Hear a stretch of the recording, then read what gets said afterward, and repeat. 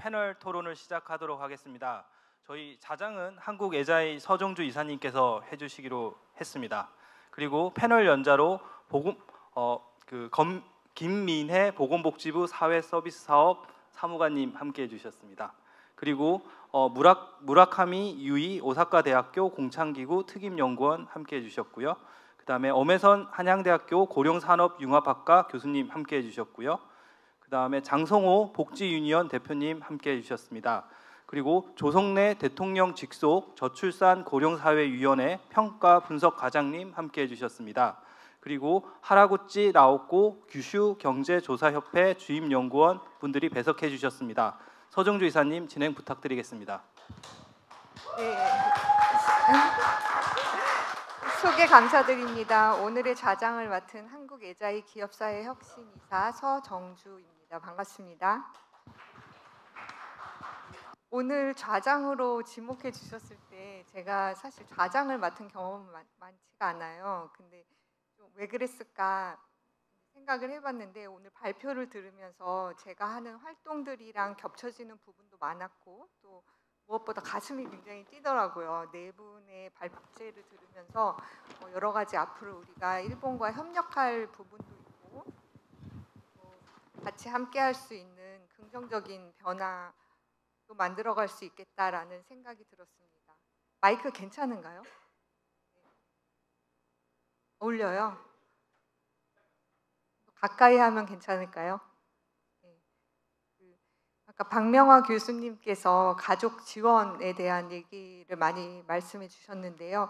또 이제 알고 계시지만 저희가 치매 리빙랩이라는 D랩을 하면서 그 가족들의 지원 또 가족들이 서로 연결돼서 서로 지지할 수 있도록 그 가족 모임 자조 모임 매뉴얼을 만들기도 하고 또 두 번째로 우리 토상께서 후쿠오카의 인지증 프렌들리 센터의 활동에 대해서 말씀해 주셨는데 그 당사자들을 경험 전문가로 함께 당사자가 활약할 수 있는 사회를 만들어가는 사회의 업그레이드 작업이 정말 필요하다라고 생각하는 면에서 앞으로 후쿠오카와의 협력도 많이 기대하고 있습니다. 그리고 우리 세 번째로 조정화 과장님께서 그 사회 서비스와 그 복지 기술에 대한 정의 또 현황 또 쟁점과 재현까지 꼼꼼하게 말씀해 주셨습니다. 그리고 네 번째로 우리 미나미 상께서 그 인지증인 분들이 살아갈 그 사회에서의 이바쇼에 대한 이야기를 해주시면서 인지증 카페에 대한 소개를 다양하게 말씀해 주셨습니다.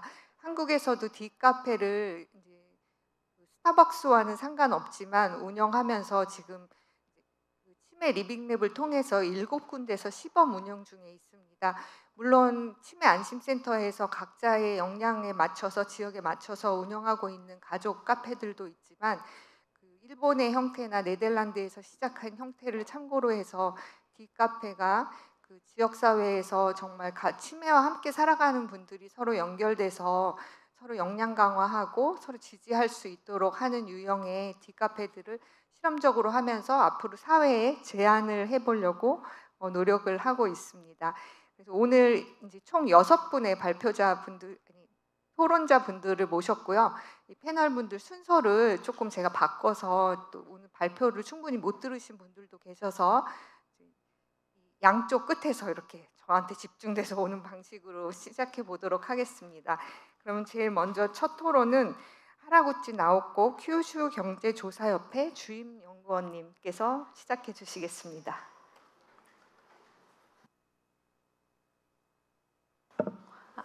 こんにちは、九州経済調査協会の原口と申します。福岡で地域のシンクタンクとして싱크탱크로서 연구소가 그리고 연구소가 있는데요. 그 협회에서 왔습니다. 저는 입사한 이후부터 계속 복지 관련한 연구를 계속해 왔습니다. 이때 원래는 미나미님께서요, 그 미나미 대표이사님께서 제 선배님이십니다. 그래서 그리고 이 선배님을 통해서 도센터장님을 만났고요. 그래서 전문직이 되어서 앞으로 어떠한 어떠한 케어가 필요한지, 어떤 돌봄이 필요한지, 또는 어떤 사회를 만들어가면 좋을지에 대해서 하나의 회의장에서 이야기를 했고요. 또는 회식 자리에서도 자연스럽게 술도 곁들여가면서 여러 가지 말씀을 나눴습니다. 어떤 사회로 만들어갈 것인지, 또는 어떻게 사람들이 바람직한 그런 죽음의 방법도 있지 않습니까? 죽음을 맞이하는 그런 방법. 그래서 이러한 이야기에 대해서 여러 가지로 해왔습니다. 그리고 한국의 이 두 분의 전문가님의 발표를 들으면서 생각한 것이요, 이 고령화 문제라는 것이 사회적인 문제라는 면에서 여러 가지로 논의되는 거 있는데요. 이게 사회 문제가 아니라 개인의 문제라고 할 수 있다는 점이 대단히 어려운 것 같습니다. 개인의 문제가 사회의 문제가 되고 또 사회의 문제가 개인이 문제가 된다는 것, 왔다 갔다 하면서 그렇다라고 한다면 어떤 사회가 되면은 개인도 행복하고 또 사회도 행복해질 수 있을 것인지 계속해서 그런 연구, 그런 생각이 필요하다는 생각이 들었습니다. 여러 가지 접근법을 통해서 여러 가지 도전을 해봐야 된다라는 점에서 역시 어렵고 또 즐거운, 기대되는 그런 문제라고도 생각합니다. 먼저 이 복지 관련해서 연구를 하게 되었을 때요, 처음에 제가 인지층에 대해서, 치매에 대해서 거의 알지 못했습니다. 이 인지층에 대해서 아는 것, 배워나가는 것, 그리고 어떻게 커뮤니케이션을 하면 좋을지에 대해서 알게 되면서부터 사회가 어떻게 변화를 하면은 내가 행복해질 수 있을 것인가, 이런 부분을 생각할 수 있게 되었습니다. 그리고 나의 가족들이 행복해질 수 있게 있는가를 생각하게 되었습니다. 그래서 조사를 하는 그런 리서처로서 내 개인에 대해서도 생각해 보면서 왔다 갔다 하면서 여러 가지 연구를 추진하는 것이 중요하다고 생각을 했습니다. 그래서 그러한 생각하에서 지금도 계속해서 연구를 하고 있습니다. 오늘 한국 측에서 발표해 주신 부분 중에서도요, 성과와 과제에 대해서도 말씀을 해주셨는데요, 일본과 거의 비슷한 것 같습니다. 그러한 면들을 함께 공유하면서요, 어떻게 접근하면 과제를 해결할 수 있을 것인가, 그리고 좋은 사회를 실현할 수 있을 것인가, 몇 번이고 되뇌이면서 대화를 할 수 있는 그런 기회를 가졌으면 좋겠다라는 생각이 들었습니다. 일단 여기까지 말씀드리도록 하겠습니다. 고맙습니다. 그 고령 사회에서 개인과 사회가 어떻게 변화가 이루어져야 모두가 행복한 사회를 만들어갈 수 있을지 연구자로서 다양한 연구를 해가면서 고민한 이야기를 나눠주셨습니다.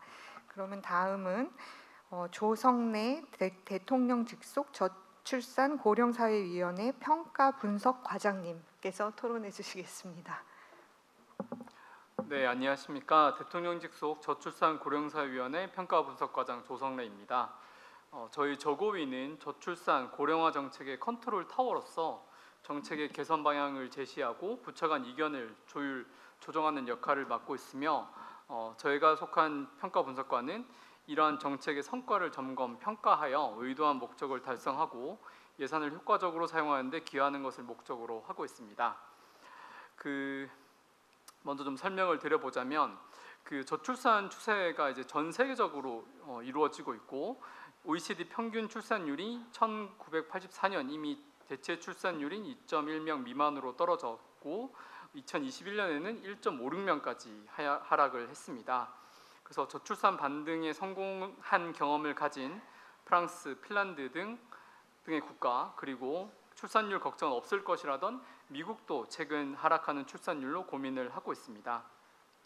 우리나라의 경우 그 출산율의 하락 속도가 세계에서 유례없는 속도로 이루어지고 있고, 합계 출산율과 출생아 수가 급락해서 OECD 국가 중 최하위를 기록하고 있습니다.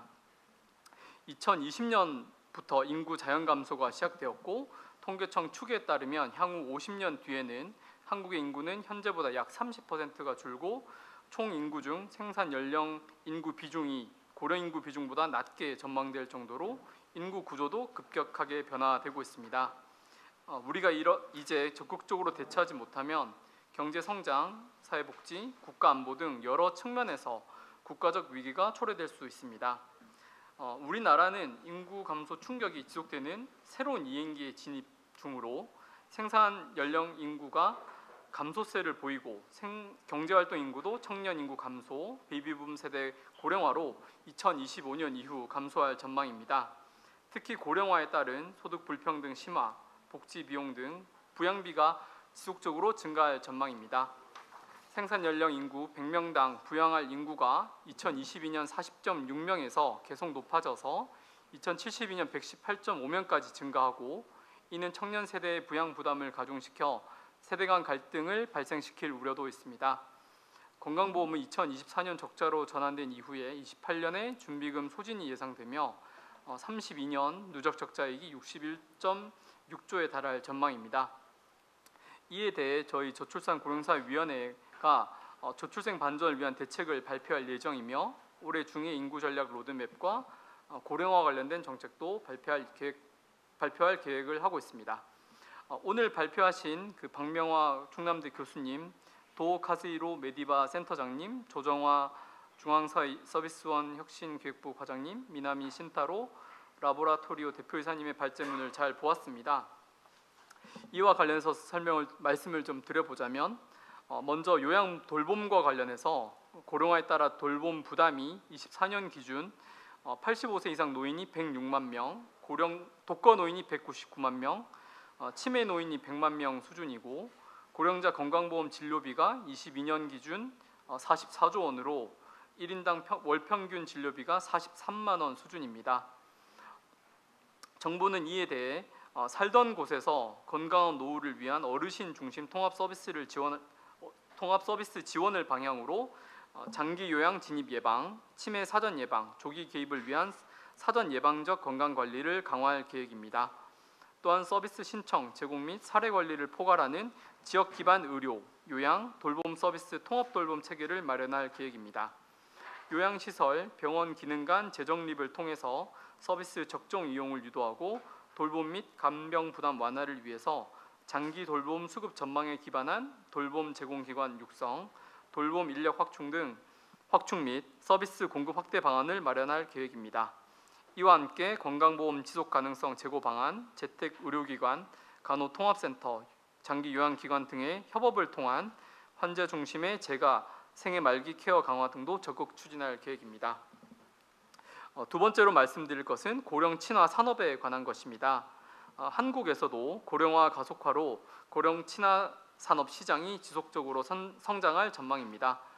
향후 돌봄 수요 증가 및 인력 부족 등으로 성장 잠재력은 높지만 고령 친화 제조업 매출액 10억 원 미만 기업이 73.6%에 달하는 등 영세 기업 위주이고, 정부 R&D 중 고령화 대응 과제가 21년 1,882억 원으로 전체 R&D의 1%도 안 되는 상황입니다. 이에 대해 정부는 돌봄 서비스 혁신을 위한 고령 친화 기술 관련 생태계 조성을 위해 노력할 계획입니다. 먼저 고령 친화 산업 활성화를 유도하기 위해서 우수 기술 및 기업 대상 장기 요양보험 등 재정 지원을 확대하고, 고령 관련 과학, 기술, 혁신 정책 마련을 위해서 종합 계획을 수립할 계획입니다. 민간 기업의 돌봄 기술, 서비스 영역 참여를 유도하고, 베이비붐 세대를 위한 양질의 다양한 서비스를 제공하기 위한 돌봄 경제를 활성화할 계획입니다. 또한 돌봄 서비스 적용 기술 개발 및 활용화를 위해서 돌봄 서비스 기술 예비 급여 추진이나 디지털 취약계층을 위한 디지털 리터러시 기술 개발, 실증 상용화를 연속선상에서 지원하는 사람과 현장 중심의 에이지 테크 확산 체계도 수립할 계획입니다. 네, 이상입니다. 저출산 고령사회위원회에서 하고 있는 역할들에 대해서 소개해 주셨고요. 또 네 분의 발제자의 그 발제 내용에 따라서 우리 정부가 하고 있는 대응 대책들, 그리고 고령 친화 산업의 현황과 전망에 대해서 다양한 각도에서 시사점과 의미에 대해서 말씀해 주셨습니다. 그러면 다음으로는 현장에서 우리 고령 친화 산업 현장에서 열심히 활동하고 계시는 그 장성호 복지 유니온 대표님의 토론 듣도록 하겠습니다. 예, 안녕하십니까. 사회적 기업 복지 유니온의 장성호라고 합니다. 저는 이제 고령자들을 위한 식품, 특히 이제 씹고 삼킴이 어려운 분들을 위한 연화 도움식을 효반이라는 브랜드로 만들어서 아주 요양원이나 이럴 때 공급하고 있는 그런 일을 하고 있습니다. 저는 사실 이제 이 사업을 하기 전에 사회복지사로 제가 노인복지관 그리고 요양원에서 한 10년 가까이 근무를 했습니다. 이제 그러면서 사실은 우리가 오늘 이제 인지증에 대한 또 주제로 돌봄을 이야기를 했는데요. 요양원에서 뭐 우리가 흔히들 뭐 TV나 이런 데서도 이렇게 막 가끔 소개되면 왜 이분이 어르신이 인지증 있는 분이 식사하시고 조금 있다가 또 배고프다고 밥 달라고 그러고 그럴 때 우리가 보통 어떻게 뭐 이렇게 돌봄 종사자분들이 이렇게 좀 행동이 어떻을까요? 제가 10년, 3, 4년 전만 해도 그때 이제 그랬었던 것 같아요. 이분이 식사를 하셨는데 치매가 있어가지고 자꾸 또 달라고 한다고. 특히 평소에도 잘 계시다가 가족만 오면 또 그런다고. 뭐 이런 얘기들을 막 하세요. 근데 정말 또 한편으로 우리가 돌아볼 거는 이게 진짜 치매만이 문제였을까? 이분이 실제 진짜 영양 공급이 잘 됐을까? 충분히 섭취가 됐을까? 이 욕구가 아직 덜 채워지지 않았을까? 이런 고민이 좀 필요하지 않았을까라는 생각을 좀 해봤고요. 또 어떤 그 요양원에 치매 어르신들 음식들이면 막 안 먹으려고 막 거부하는 분이 있고, 또 어떤 분은 음식은 막 너무 치매인데 음식을 잘못 먹어서 계속 흡인성 폐렴으로 병원에 가시는 분이 있고, 이런 분이 있어요. 그러면 이런 음식이 정말 이게 이분한테 잘 맞았는가?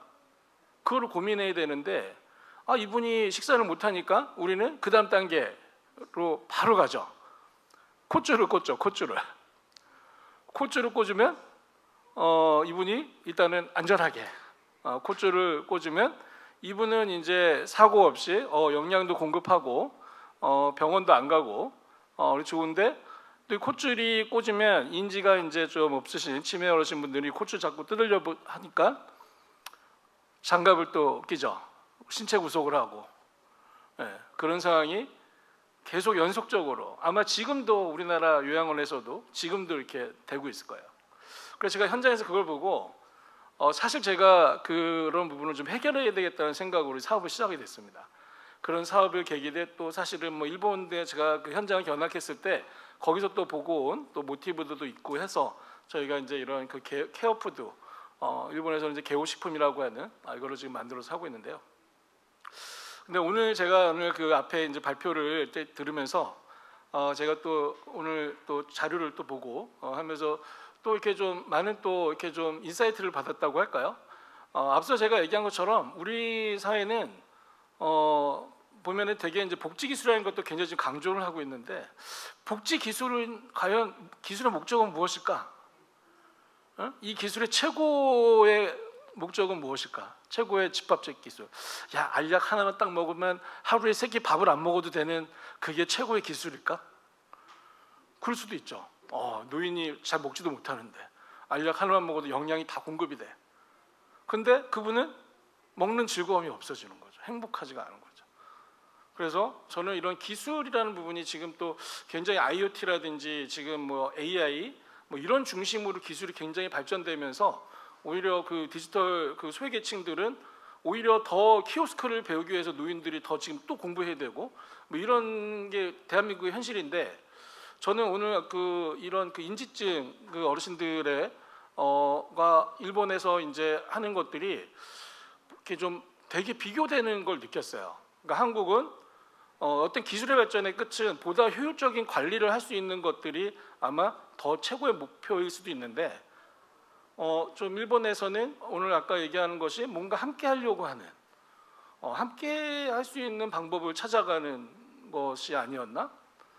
그리고 우리는 뭔가 좀 더 관리를 잘 할 수 있는 방법, 관리라는 건 효율성을 더 요구하는 부분이기 때문에 그런 부분들을 계속 기술을 통해서 더 잘 관리할 수 있는 방법이 무엇인가를 찾는다라면 뭔가 기술의 발전이라기보다도 좀 사람 중심, 우린 기술 중심이라면 좀 사람 중심으로 뭔가 함께 하려고 하는 그런 노력들이 사실 오늘 그 발표에서도 굉장히 많이 좀 드러나지 않았나 싶습니다. 그래서 제가 사실 또 한 5년 전에도 독일에 한번 갔었는데요.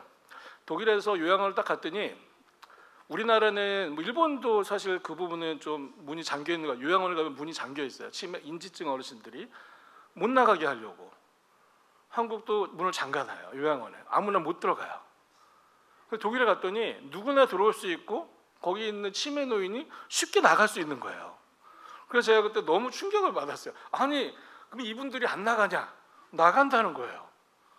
그럼 나가는데 어떻게 이렇게 문을 열어놓을 수가 있느냐? 근데 거기서 딱 한마디 하더라고요. 아니 이분이 죄를 지었습니까? 여기가 감옥입니까? 왜 문을 잠가 놓습니까? 이분은 환자일 뿐입니다. 인지증이 있을 뿐입니다. 그래서 거기서 하는 얘기가 우리는 그분들을 나가면 따라가서 계속 지켜봅니다. 사고가 안 나도록 관찰합니다. 그래서 제가 이제 마지막으로 제가 딱 이렇게 보니까 제가 그 5년 전에도 독일에서 인사이트를 받을 때 한국은 관리를 하려고 하고 독일은 관찰을 하려고 하는구나. 근데 오늘 제가 또 이렇게 받은 느낌은 일본은 함께 하려고 하는구나. 그래서 제가 오늘 그렇게 세 가지 말씀드리면서 토론 마치겠습니다. 지금 밖에 몇 개의 기업들의 상품과 서비스가 전시되어 있는데요. 그 중에 하나가 효반입니다. 우리 장성호 대표님은 그 오랜 기간 현장에서 일하시면서 정말 진정성 있게 그 환자들을, 고령자들을 위한 그런 케어 푸드를 개발해서 지금 열심히 비즈니스를 하고 계신데요. 이런 분들의 사업이 좀 더 잘 될 수 있었으면 좋겠다라는 바람을 가져봅니다. 그리고 또 이런 일본이 그 우리의 효율적 관리를 목적으로 하는 어떤 기술과 시스템과는 좀 다르게 함께 공존해 가려는 노력에 대해서 크게 인사이트 받으신 점에 대해서 또 말씀 나눠주셨습니다. 그러면 다음은 이쪽에 계신 토론자분들의 끝부터 하도록 하겠습니다. 우리 김민혜 보건복지부 사회서비스 사업 사무관님 말씀 주시도록 하겠습니다.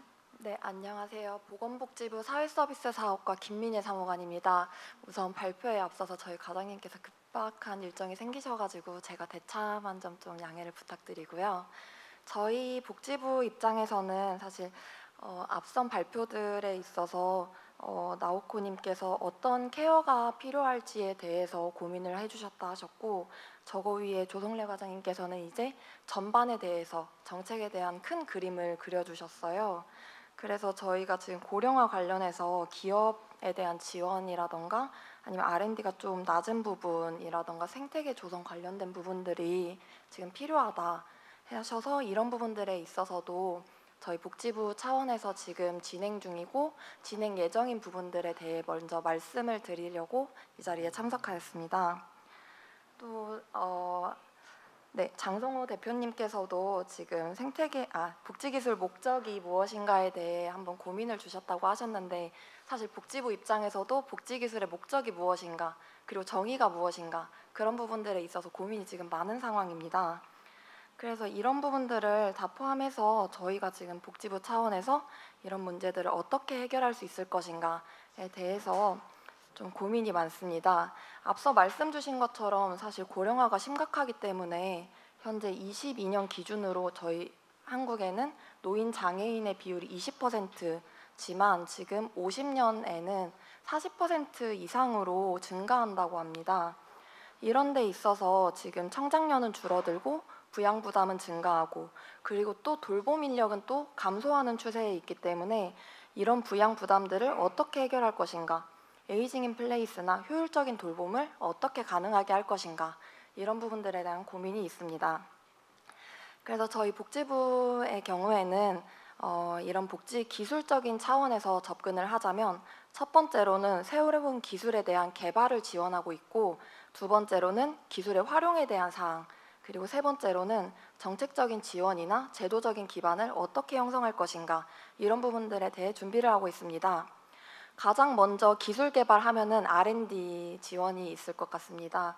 보건복지부 R&D가 24년에 있어서는 총 62개 세부 사업에서 약 7,900억 정도를 집행할 예정입니다. 그 중에서 복지기술과 관련된 주요 R&D들을 소개시켜드리자면, 수요자 중심의 돌봄 로봇 서비스 실증, 연구개발이 재활원을 통해서 실행 중에 있고요. 장애인과 노인 자립을 위한 보조기기 실용화 연구개발이 올해부터 5년간 실시될 예정입니다. 특히 해당 사업의 경우에는 R&D도 있지만 지역 기반 보조기기를 개발하고 리빙랩을 통해 확산하는 R&SD 형태의 수행 방식이기 때문에 저희 리빙랩 포럼에도 조금 더 알맞는 개발 사업이 아닐까 해서 소개를 하려고 들고 왔고요. 또한 디지털 취약계층을 위한 디지털 리터러시 기술 개발 사업이 현재 과기부와 협력을 통해서 올해부터 5년간 약 370억 가량을 예정 중에 있습니다. 이렇게 새로운 기술 개발에 대한 R&D가 있고, 또한 올해부터 추진하는 카르파 H, 미국의 아르파 H를 본따온 R&D 사업인데요. 해당 R&D의 경우에는 보건의료 난제에 대한 해결이긴 하지만 그 보건의료에 저희 복지돌봄 분야가 포함되어 있기 때문에 복지돌봄 서비스 안에서 지금 에이징 플레인스를 어떻게 실현할 것인가, 또한 건강수명을 어떻게 연장할 것인가에 대한 고민을 통해서 연구과제를 지금 추진하려고 예정 중에 있습니다. 해당 사업의 경우에는 약 10년간 예정 중이고, 현재는 PM 모집 완료된 상태로 현재 연구과제 모집 중에 있습니다. 네, 이렇게 기술 개발에 관련한 지금 복지부의 지원 방안 말씀드렸고요. 기술 활용 관련하여서는 저희가 이용자의 입장과 기업의 입장 이렇게 두 가지로 나눠서 말씀을 드릴 수 있을 것 같습니다. 이용자 입장에서는 다들 아시다시피 복지 연구와 관련한 것도 사실 저희는 복지 기술이라 생각을 하고 있는데요. 복지 기술이 현재는 약 18여 종의 종류와 690가지의 기술들이 지금 포함되어 있는 것으로 알고 있습니다. 해당 기술만으로는 지금 장기 요양의 틀을 넘기가 좀 어렵기 때문에 지금 저희가 이런 복지 기술에 있어서는 신의료기술 평가와 같은 이런 특례가 없기 때문에 저희가 스마트 사회 서비스라던가 스마트 사회 서비스 시범 사업을 통해서 또는 예비급여 시범 사업을 통해서 이런 복지 기술의 상용화 입장을 좀 늘리는 사업을 진행 중에 있습니다. 또한 응급안전 안심 서비스의 경우에도 19년도부터 독거노인이나 장애인분들을 위해서 신체 감지를 통해서 이분들이 만약에 밖에 나가시게 되거나 쓰러지게 되시거나 이런 부분들을 관제탑을 통해서 확인을 하고 이렇게 안전 관리를 하는 사업을 하고 있고요. 이 외에도 스마트 케어 시범 사업이나 디지털 돌봄 시범 사업을 통해서 최대한 기술들을 활용해서 노인분들 또는 장애인분들이 최대한 저희 삶 속에서 함께 지내실 수 있도록 노력하고 있습니다. 두 번째로는 기술을 활용하기 위해서 기업들의 경우에 아까 말씀 주신 것처럼 10억 이상의 기업 가치를 가진 분들이 좀 많지 않다라고 하셨는데, 이런 부분들이 좀 좋은 기술을 가진 기업들이 많이 좀 기술들을 상용화시키고 국민들이 많이들 사용하실 수 있도록 저희 작년부터는 사회서비스 투자펀드를 통해서 기업들을 지원하고 있고요. 두 번째로는 스마트 사회서비스 시범사업으로서 개발된 사업들이 지역사회에서 실증화가 될 수 있도록 이렇게 시범하는 사업을 펼치고 있습니다. 네. 그리고 마지막으로는 복지부에서 하는 정책적 지원이라던가 제도적 기반에 대해서 설명을 드리겠습니다. 첫 번째로는 현재 사회서비스 지원 및 진흥법이라고 해서 25년도부터 현재 입법을 준비 중에 있는 법이 있습니다. 해당 법을 통해서 복지기술과 관련된 또는 복지기업들이 조금 더 진흥을 한다던가 지원을 받을 수 있다던가 하는 부분들에 대해 담겨있는 법입니다. 이 외에도 현재 저출산 고령위험법이라던가 또는 고령친화 산업법을 통해서도 복지기술을 지원하고 있습니다. 두 번째로는 작년 12월에 발표한 제1차 사회서비스 기본계획이 있습니다. 제1차 사회서비스 기본계획에서는 서비스 복지를 목표로 해서 공급 기반을 조성하는 목적을 가지고 있는데요. 해당 공급 기반을 조성하는 데 있어서 복지기술을 개발하고 활용하고 활성화하는 데 지금 목표로 계획을 시행할 예정입니다. 네, 이렇게 저희 지금 복지부에서 이런 문제들을 해결하기 위한 대안들을 말씀을 드렸는데, 사실 앞으로도 저희가 생각을 하기에는 이런 기술을 공급하는 공급자와 또 이용하시는 대상자 간 어떻게 연계를 할 것인가, 이런 문제들에 대한 고민도 있고, 이런 복지기술을 가진 기업들과 이 기업들이 가진 기술만 가지고 이거를 그냥 기술만 있으면은 사실 이용자들이 활용을 하지 못하기 때문에 이용자들이 활용하실 수 있도록 제공기관과 어떻게 연계를 하게 할 것인가, 이렇게 두 가지의 과제가 있고, 마지막으로 지역사회에 어떻게 기반을 마련해서 어떻게 사용하게 할 것인가, 이런 고민들이 있습니다.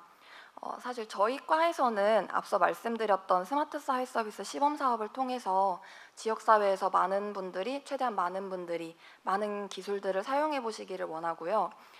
그래서 이 사업을 통해서 좀 실적이 좋으신 기업들에 대해서는 지역사회 투자 서비스에 표준 모델로 도입을 하여서 최대한 많은 국민들이 좋은 기술을 사용하실 수 있도록 하려고 노력하고 있습니다. 네, 저희 사회서비스 사업과에서 사실 복지기술에 관련한 고민들을 하고 있어서 불러주신 것 같은데, 저희 이외에도 노인건강과에서도 조금 치매 관련 사업들 진행하고 있으니까 이런 부분들도 같이 관심 가져주시고 하셨으면 좋겠고요. 조금 저희 하는 데 있어서 많은 조언들 부탁드리고, 복지부에서도 치매 예방 대응 그리고 돌봄에 대해서 많이 노력하겠습니다. 네, 감사합니다. 네, 김민혜 사무관님 토론 감사드립니다. 사회서비스 사업과에서 이렇게 포괄적이고 다양한 지원 사업을 하고 있는지 몰랐는데요. 정말 R&D를 지원을 위한 생태계를 조성하는 다양한 이야기들을 해주셨고, 그 중에서도 복지부의 고민에 대해서 말씀해주시고, 또 기술의 개발이나 활용, 또 정책적 지원, 제도적 기반에 대한 이야기들을 다양하게 펼쳐주셨습니다. 그러면 다음 토론자로 무라카미 유이 오사카 대학교 공창기구 특임연구원님 모셔서 토론 듣도록 하겠습니다.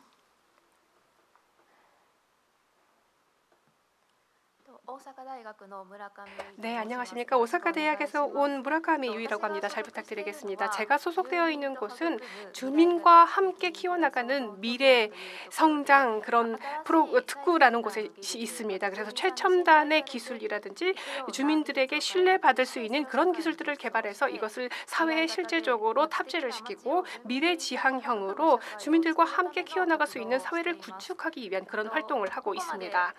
어디까지 말씀을 드리면 좋을지 모르겠습니다만, 인지증이라든지 개호라는 돌봄 쪽의 전문가는 아닙니다. 그래서 실제적으로 주민들과 함께 키워나간다라는 점에서 지자체라든지 또는 정부 부처라든지 이런 곳들과 함께 연계를 하고 있습니다. 이 연계 사업을 실시하면서 리빙 랩도 함께 진행하고 있는데요. 저희들이 실제 참여하고 있는 오사카부 지자체가 있습니다. 광역자치단체인데요. 오사카라는 곳은 일본에서도 대도시에 속합니다. 그런데 지역에 따라서는 대단히 고령화가 진행된 지자체도 있습니다. 오사카 부 안에서도요. 그리고 일본 전체적으로도 한국과 마찬가지로 저출산 고령화가 대단히 큰 문제로 떠오르고 있습니다. 그리고 지역 문제를 생각했을 때 절대로 빼어놓을 수 없는 그런 문제라고 인식하고 있습니다. 그래서 저희가 이 사업을 하고 있는 입장에서 코디네이터로서 여러 가지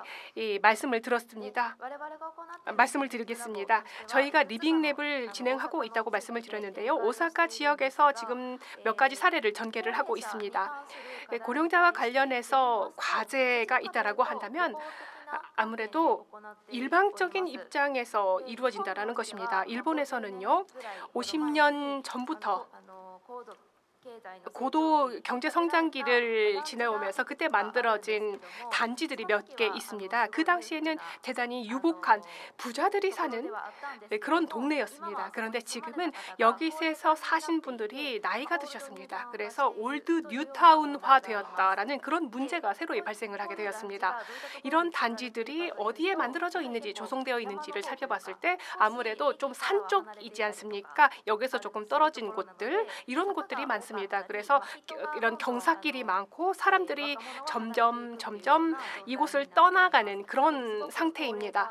대단히 고령화가 진행되면서 이러한 경사로가 대단히 힘들고 또 교통 문제들도 발생할 수밖에 없죠. 그래서 저희들은 그러한 현장에서 어떠한 활동을 하고 있느냐 소개를 드리면요. 일종의 페스타 같은 것을 개최를 해서 외출할 수 있는 기회를 드리고요, 늘리고요, 또 걸을 수 있도록 하는 시간을 부여해 드립니다. 그런 활동들을 적극적으로 추진하고 있습니다. 저희 대학은 연구기관이기도 합니다. 그래서 그러한 참여를 하시면서 이러한 데이터를 저희가 집계를 하고 또 연구에 활용을 하는 그런 작업을 하고 있습니다. 그리고 그들이 참가를 했을 때 어느 정도 영향을 받을 수 있는지 이런 것들도 메타 조사를 하고 있습니다. 한편 과제도 있습니다. 당초에 타깃으로 했었던 것이 외출을 하지 않으시는 분들, 일본 같은 경우에는 남성 고령자분들이 아무래도 외출을 꺼려하시는 그런 경향이 있습니다. 그래서 이런 분들에게 어떻게 밖으로 유도를 하고 또 이러한 지역 활동에 참여할 수 있도록 하느냐, 이러한 접근이 필요하다라는 생각을 했었습니다. 그래서 아까 말씀을 드렸듯이 조금은 지역에 맞추는 그런 맞춤형 사업도 필요하다는 생각이 들었습니다. 그래서 지역별로 맞춰서 실시를 하면서 기본적인 구조를 토대를 만드는 것이 우리의 미션이기는 합니다. 과제이긴 합니다만 이것을 지역에 적용시키기 위해서는요. 대학이기에 가능한 거가 그렇지 못한 작업들이 있습니다. 그래서 우리가 생각한 작업들이 지역사회 안에서 토대가 될 수 있도록 자리 잡을 수 있도록 그런 연구를 추진하고 있습니다.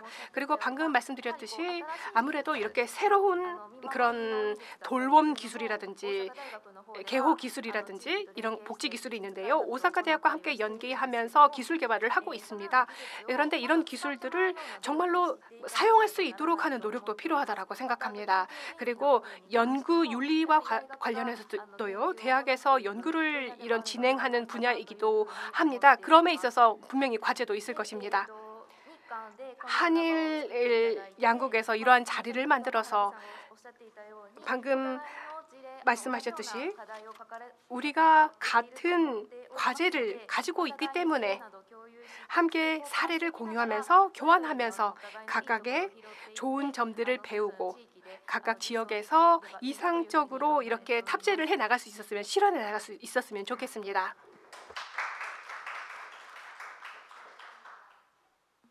고맙습니다. 무라카미 유이상은 대학으로서의 지역을 바라보는 활동에 대해서 말씀해 주셨는데요. 주민과 함께 기술을 활용해서 살기 좋은 지역사회 만들기 활동을 하는 이야기들을 나눠주셨습니다.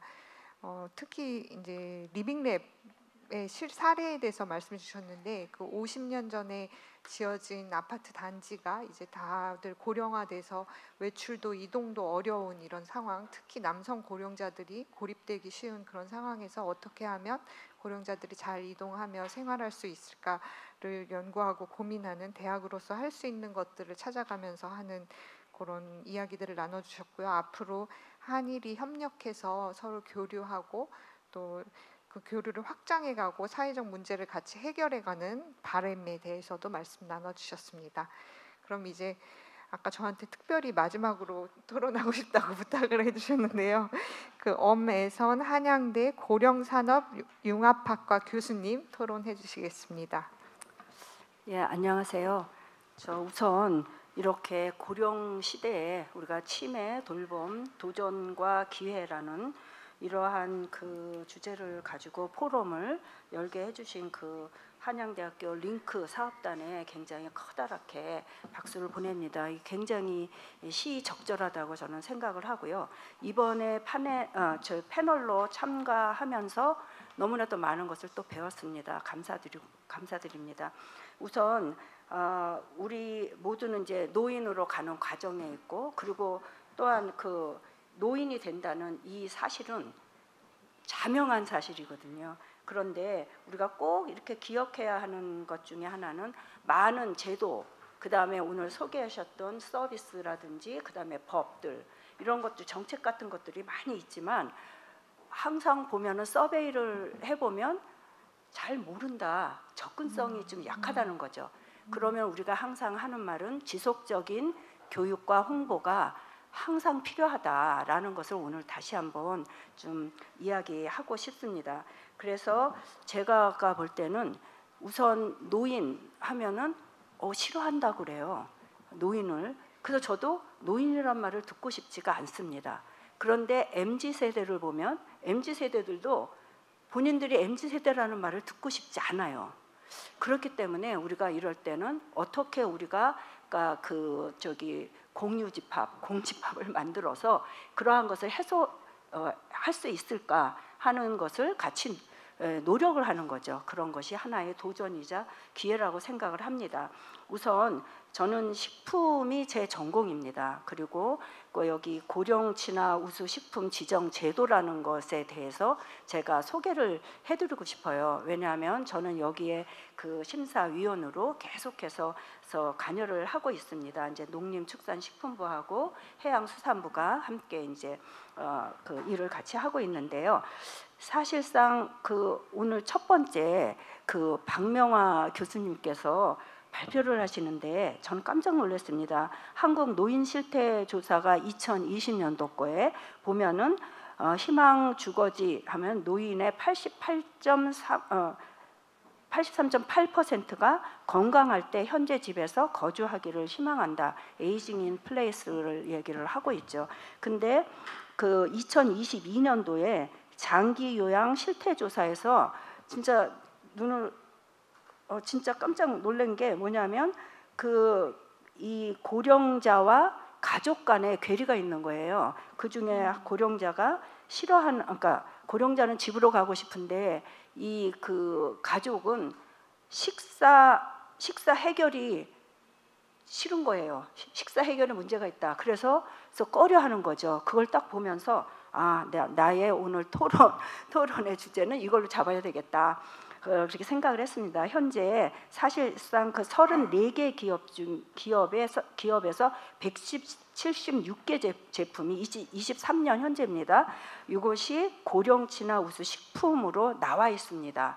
그런데 이거를 아시는 분들이 그리 많지가 않아요. 그러면은 여기에 우리가 고령친화 우수 식품에는 3단계로 이제 있습니다.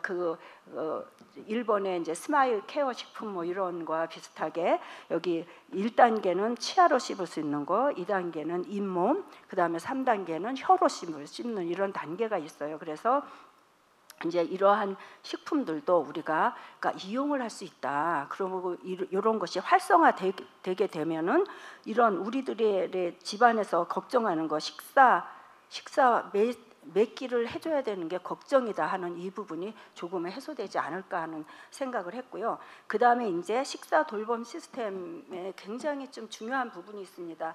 요즘에 우리가 테크를 빼놓고는 진짜 얘기를 할 수가 없습니다. 다 이제 AI에 관한 그러한 부분에서도 우리가 아실 거예요. AI 안부 확인 서비스라 그래가지고 누구 비즈콜이라는 게 있습니다. 이게 SK랑 같이 하는 관악구에서 있는 이제 알려져 있는 부분인데요. 제일 먼저 체크가 뭐냐면 식사는 잘 하셨나요? 이겁니다.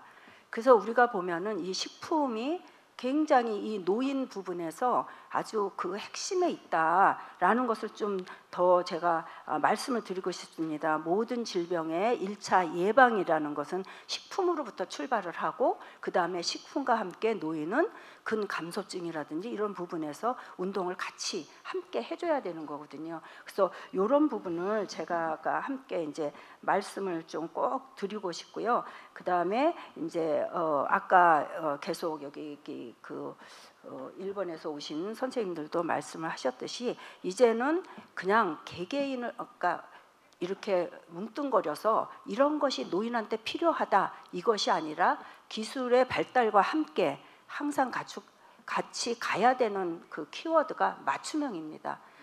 그 사람에 맞는 것, 그 치매 환자에 맞는 것, 그리고 그 치매 환자랑 같이 사는 가족에 맞는 것. 그래서 맞춤형의 서비스 시스템이 이제 활성화돼야 되겠다라는 것을 끝으로 말씀을 드리고요. 너무 감사드립니다. 이상입니다.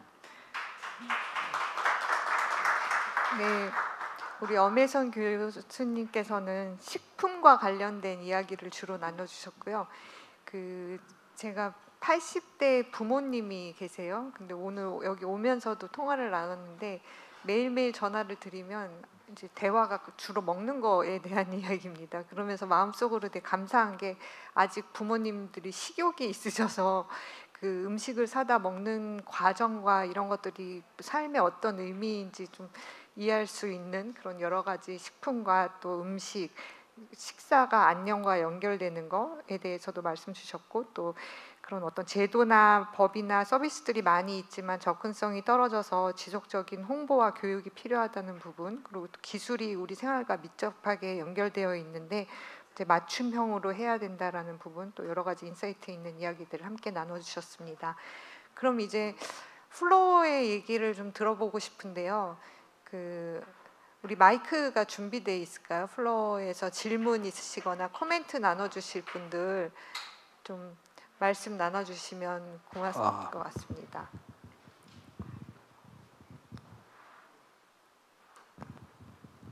저 뒤에 마이크 있는데.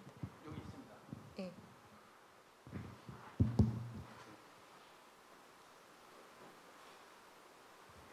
예, 마이크 등김에 말씀을 드리겠습니다. 아까 그 장성호 대표님이 지적하셨듯이 오늘 일본 측 발표와 한국 측 발표가 결이 많이 다릅니다. 결이 많이 다르고요. 일본 쪽은 주로 이제 그 당사자들의 사회관계를 변화시켜가지고 삶의 질을 높이는 방법, 한국 쪽은 주로 이제 기술이나 서비스를 이렇게 공급해서 공급자의 관점에서 말씀을 해주셨는데, 하여튼 이러한 문제를 해결하려면 이제 기술 혁신만 가지고도 안 되고 또 사회관계 변화만 가지고도 안 되거든요. 한마디로 말하면 소시오 테크니컬 이노베이션이 필요한 겁니다. 사회기술 혁신이 필요하기 때문에 그 양측에서의 접근들이 필요하다고 생각을 합니다. 그래서 지금 개발된 기술이 현장에 접근하고 실질적으로 당사자들의 문제를 해결하기 위해서는 그 사회관계에 부합되는 사회관계 같이 갈 수 있는 기술이 공급돼야지 시장에 착근할 수 있습니다. 사용자한테 착근이 될 수가 있고요. 거꾸로 기존의 사회관계가 잘 변하지 않을 때는 오히려 ICT 같은 기술을 활용을 했을 때 오히려 또 사회관계를 변화시킬 수가 있거든요. 그래서 그 양측면들이 융합이 되는 형태의 노력들이 있을 때 실질적인 결과를 가져올 수 있다고 봅니다. 근데 오늘은 이제 그 측면들이 좀 분리돼서 얘기되어 있는데, 아마 우리가 실질적인 효과를 얻기 위해서는 그것들을 잘 어떻게 결합할 것인가, 그리고 그것의 결합을 위해서 어떤 거버넌스를 만들 것인가, 이건 결국 공급자, 기술자, 기업만 가지고 된 부분들이 아니라 당사자 가족들이 같이 모여서 문제를 정의하고 대안을 만들어가는 그런 과정들이 필요할 거라고 생각을 합니다. 그런 맥락에서 이제 리빙랩이 갖는 효과성이 있는 것들이죠. 리빙랩은 결국 당사자와 그리고 전문가들이 같이 모여서 문제를 정의하고 풀어가는 활동들이기 때문에, 그래서 앞으로 이런 이제 치매, 돌봄, 그리고 사회 문제 해결과 관련돼서는 이게 하나의 혁신이 아니라 사회점 기술 혁신, 소시오 테크니컬 이노베이션의 관점에서 접근하는 노력들이 이루어져 왔을 때 기술 개발도 성공하고 또 사회관계의 변화, 그리고 인프라의 변화로부터 이루어지는 효과도 있을 수 있다고 생각을 합니다. 네, 고맙습니다. 또 감사합니다. 저도 오늘 또 발표 자료에서 입장보다 이제 토론에서 또 많은 정보를 얻은 것 같은데요. 아까 이제 얘기해 주신 것처럼 일본의 얘기는 굉장히 소프트하고 부드러운 얘기처럼 들리고 저희는 굉장히 딱딱하고 돈이 들어가는 얘기를 많이 한 것 같은데, 그게 지금까지 저희들이 좀 모습인 것도 사실인 것 같습니다. 왜냐하면 R&D라고 하는 구조나 이런 것들을 연구비를 통해서 기술이 개발된다라고 하는 고정관념을 우리가 가지고 있지 않나라는 생각이 들고요. 돈이 없으면 못 만든다라고 생각하는 것도 굉장히 강한, 연구자가 이런 얘기하면 제가 안 될 것 같은데 예산이 없으면 안 된다라고 생각하는 어떤 고정관념들을 우리가 좀 깨야 되지 않나라고 생각되고, 지금 리빙랩도 그렇고 이 R&D라는 이름 자체부터 좀 바꿔야 되나 이 생각도 지금 근원적으로 하는 거예요. 누구나 연구할 수 있고 누구나 개발할 수 있다라는 걸 좀 풀어줘야 되는데, 우리는 학교나 대학이나 연구소에서만 할 수 있는 것처럼 이렇게 묶여 있다라는 생각이 들거든요. 그래서 일반 대중들이나 시민들도 좀 효능감을 가지고 나도 할 수 있다라는 그 효능감을 가지게 하는 그 절차, 기전이 좀 있어야 되지 않을까 생각되고요. 또 한 가지는 그 사회 서비스나 사회적 기술 이런 것들을 만드실 때 조금 생활 밀착형이었으면 좋겠는데, 복지기구라는 단어부터가 굉장히 사실은 일상에서 쓰기에는 그렇게 자연스럽지 않은 단어입니다. 그래서 그런 용어들부터 생활 밀착형으로 좀 만들어 줬으면 좋겠다라고 생각되고 디자인도 마음에 안 듭니다. 휠체어, 뭐 이동 보조기구 너무 딱딱하고요, 너무 무겁고요. 쓰기에는 너무 의료기구 같거든요. 그래서 마치 우리가 그냥 저기 다이소 가서 살 수 있는 좀 그런 가벼운 기구들로 좀 만들어주고 다양한 디자인으로 좀 생활 밀착형으로 만들면 훨씬 더 이 기구들을 쓰기에 부담 없이 쓸 수 있을 것 같아서 좀 이렇게 좀 탑다운, 이렇게 좀 가볍게 만들고 좀 재밌게 만들고 예쁘게 만들고 이런 것들을 좀 하면 좀 더 우리가 좀 덜 딱딱해지지 않을까 이런 생각을 해봤습니다. 네, 또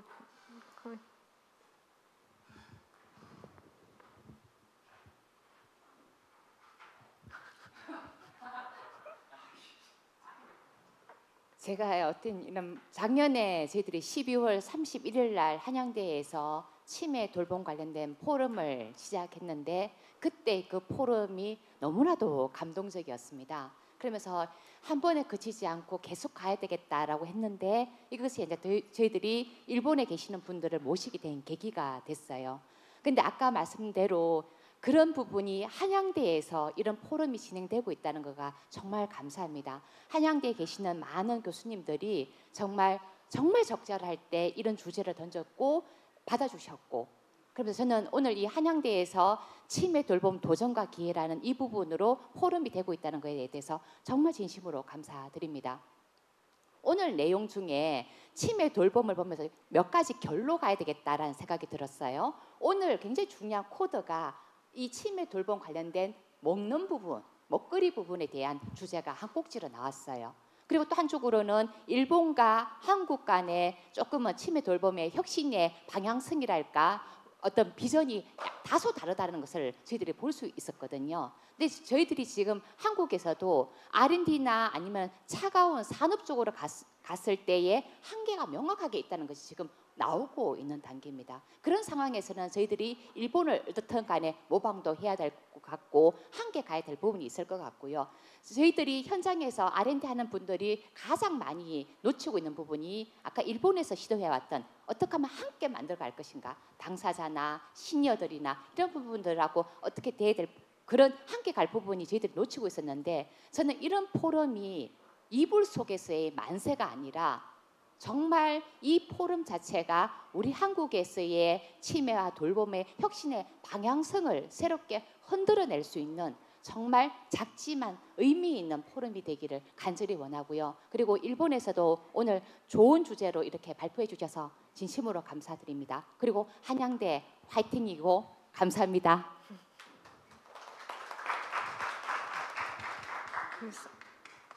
사회자시지만 우리 오늘 제일 애를 많이 쓰신 장명호 교수님도 코멘트 한번 부탁드립니다. 예, 갑자기 질문을 자발적으로 해야 되는 거 아닌가요? 원래 오늘 여러분들께서 많이 도와주시고 되게 열띤 또 토론도 해주시고 정말 감사합니다. 오늘 저희 한일 서로 간에 어찌 보면 공통점이잖아요. 고령화랑 치매 문제가 상당히 심각한데요.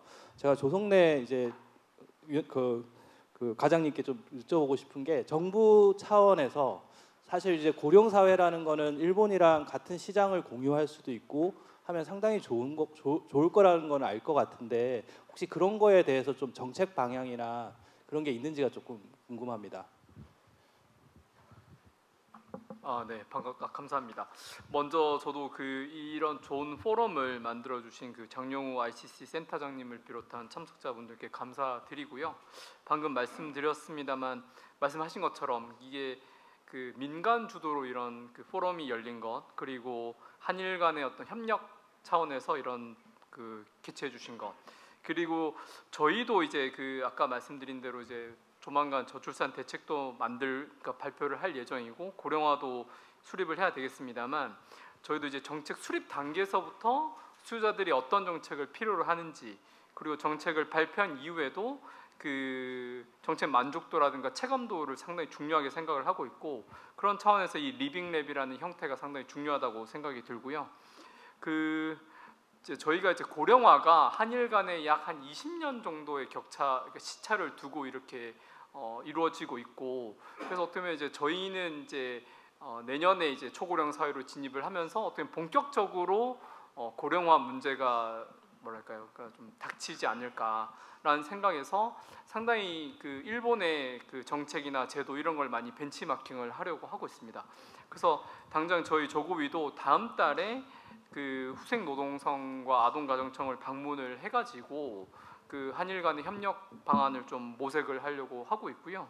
그래서 이렇게 그래서 제가 오늘 온 것도 좀 그런 차원에서 이제 민간 간의 협력을 좀 이렇게 북돋고 앞으로 정부 간에도 서로 한국과 일본이 함께 대책을 좀 만들 필요도 있지 않을까. 그리고 지금 여기 있습니다만 그런 뭐 각종 그 서비스라든가 상품이라든가 지금 이런 뭐 의료기기, 식품 등등도 실은 저희와 일본이 이제 교류하는 그 공유하는 문화나 그런 것들이 비슷하기 때문에 서로 긍정적 시너지를 낼 수 있을 것이라고 생각합니다. 네, 감사합니다.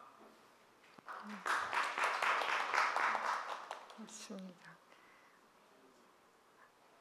그러면 네네 민아 대표님. 네, 감사합니다. 오늘 발표와 패널 너무 감사히 잘 들었고요. 그 다음에 오늘 같이 나누는 가운데 사실 되게 많이 좋은 주제도 있고 또 정책과 다양한 기술과 이런 얘기도 있었는데, 저희 맨 처음에 그 오프닝 공연할 때 그분들이 사실 그 노원구의 치매 가족 분들이세요. 그래서 저희가 이렇게 이 치매와 돌봄 관련돼갖고 같이 나누는 데 있어서 어떻게 보면 당사자가 같이 참여를 하는 게 정말 중요한 부분인데, 처음에 저희가 사실상 맨 처음에 그 치매 가족분들을 이렇게 세워주는 그 모습이 사실 저희의 어떤 되게 멋진, 저희가 리빙랩으로서 정말 당사자분들과 또 여기서 정책, 기술, 기업에서 같이 하는 되게 좋은 아름다운 모습이 아닌가라는 생각이 들었고요. 그래서 이런 자리가 저희가 어떻게 보면은 각자 필드에서 뭐 정책 쪽이라든가 기업이라든가 다양한 필드에서 열심히 하고 있는데, 그게 정말 합치고 또 저희가 또 뜻을 보면은 훨씬 더 그 임팩트가 몇 배, 몇십 배 정말 세상을 바꾸는 그런 기적을 저희가 이룰 수 있지 않을까라는 기대를 하고 있습니다. 그리고 저는 개인적으로는 우리 서은주 이사님, 제시님이 기업을 대표로서 저희가 다양한 주제를 들었는데, 기업 입장에서 이런 치매와 돌봄 현장에서 어떻게 기업의 성과와 기업의 목표와 비전을 좀 꾸려가는 게 좋을지, 그런 거에서 좀 생각하신 게 있으면은 얘기해 주시면 감사할 것 같습니다. 네. 제가 그 마무리 발언할 때 그런 얘기도 좀 포함해서 하고요. 그 전에 우리 발표해 주셨던 두 분의 발제자님의 마무리 코멘트 좀 들어보도록 하겠습니다.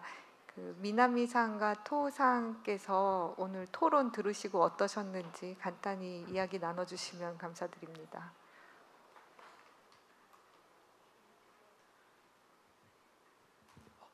ありがとうございました。特に討論を伺う中で 네, 감사합니다. 제가 토론 말씀을 들으면서 문제 인식이 공통된 문제 인식을 가지고 있다라고 생각했습니다. 그래서 함께 할 수 있는 일들이 대단히 많겠다라는 생각이 들었습니다. 저희 발표에서도요, 우리 서로의 발표가 상호 보완적인 부분이 있다라는 생각이 들었습니다. 저희의 발표에서는요, 오히려 제도에 대한 이야기가 언급되지 않았습니다. 그래서 제도의 그런 액세스 접근성이라든지 제도의 접근성이라든지 일본의 제도가 물론 내실화되어 있기는 합니다만 이것에 대한 접근성이 충분한지 여부에 대해서는 여전히 미진한 부분이 있는 것 같습니다. 그리고 이 관계성이 없다라는 것이 굉장히 또 많고요. 또 방금 말씀해 주신 인지증 깡패인데요. 인포멀한 이런 일반적인 그런 방식, 인포멀한 방식이 아닌 민감의 방식입니다. 그래서 이런 방식으로 이어지지 못하는, 그러니까 여기에 참여하지 못한 분들도 대단히 많으십니다. 그래서 서로 보면서 발상을 조금 바꾸는 것도 중요할 것 같고요. 그리고 제도 면에서 이러한 것들을 어떻게 뒷받침할 수 있을 것인지, 접근하게 할 수 있을 것인지에 대한 문제도 대단히 중요하다고 생각합니다. 그래서 그런 부분에 있어서도 우리가 협조할 수 있는 부분이 많다라고 생각했습니다. 감사합니다. 네, 오늘 정말 감사드립니다.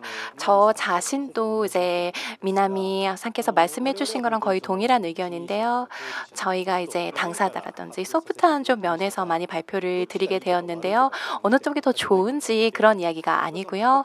정말 다각적인 어떤 시점에서 이제 어떤 것을 바라볼 수 있는 그런 시점이 정말 필요하다라는 그런 생각을 하게 됐습니다. 저도 오늘 여러분들께서 해주신 발표를 듣고 굉장히 많이 느낀 부분도 있었고요. 그리고 무엇보다 이제 리빙랩에 대한 어떤 가능성에 대한 부분 여러 번 이야기가 나왔는데요. 어떤 분야를 횡단하면서 모든 사람이 다 함께 과제를 공유를 하면서 또 한 발을 나아갈 수 있는 그런 용기를 얻을 수 있지 않을까라는 생각을 하게 되었습니다. 오늘 너무나 감사했습니다. 장시간 많은 분들 참여해 주셔서 長時間たくさんの方々に 아까 질문해 주신 거 간단히 말씀드리면 저는 두 가지 자아로 이 자리에 있는 것 같아요. 기업인으로서의 기업사회 혁신을 하는 입장과 또 개인으로서 리빙랩으로 활동을 하면서 우리 사회가 돌봄 중심 사회로 전환을 해나갔으면 좋겠다라는 바람을 가지고 활동하는 두 개의 자아로 있는데요. 근데 그 두 개의 자아가 합쳐져서 충분히 저는 가치를 낼 수 있다고 생각하고 있습니다. 그 에자이에서는 그 HHC 에코시스템이라고 저희는 의약품을 판매하고 있기도 하지만 그와 관련된 이제 치료와 돌봄, 예방, 뭐 예측에 필요한 여러 가지 기술들, 디지털 솔루션들을 가지고 있습니다. 이것들이 사회에 진정 가치를 내고 확산될 수 있으려면 사회 자체가 돌봄과 그런 복지, 사람의 그 가치를 중요시하는 사회가 아니면 그런 비즈니스도 현장에서 이루어질 수 없을 것이라고 생각합니다. 그래서 저는 이제 기업에서 이야기할 때 우리의 기술 혁신이 반영되기 위해서는 사회 혁신이 먼저 이루어져야 되고 그런 환자들이나 생활자들의 목소리에 귀를 기울여서 우리가 그런 목소리를 기억하는 비즈니스를 해야 된다라고 주장을 하고 있습니다. 돌봄 아까 송희진 박사님께서 이제 말씀 주셨는데 리빙랩에 있어서도 돌봄 전환에 있어서도 시민 참여가 매우 중요한 것 같습니다. 그런 스스로가 자기 주인이 되고 주체성을 가지고 필요한 것들을 같이 만들어가고 아까 박명화 교수님이 누구나 연구자가 될 수 있고 누구나 활동할 수 있는 그런 사회를 만들기 위해서 리빙랩이 여러 가지 면에서 이제 좋은 방법론으로 활용될 수 있지 않을까 하는 마음입니다. 오늘 많은 분들 너무 수고 많으셨고요. 이제 이번 그 포럼이 계기가 돼서 앞으로 한일 간에 우리가 트랜스내셔널 리빙랩에 대해서 지금 논의를 하고 있고 한 달에 한 번씩 줌 미팅을 하면서 앞으로 협력해 나갈 방향에 대해서 논의하기로 했는데 관심 있으신 분들 언제든지 연락 주시고요. 앞으로 더 많은 관심과 격려 부탁드립니다. 감사합니다.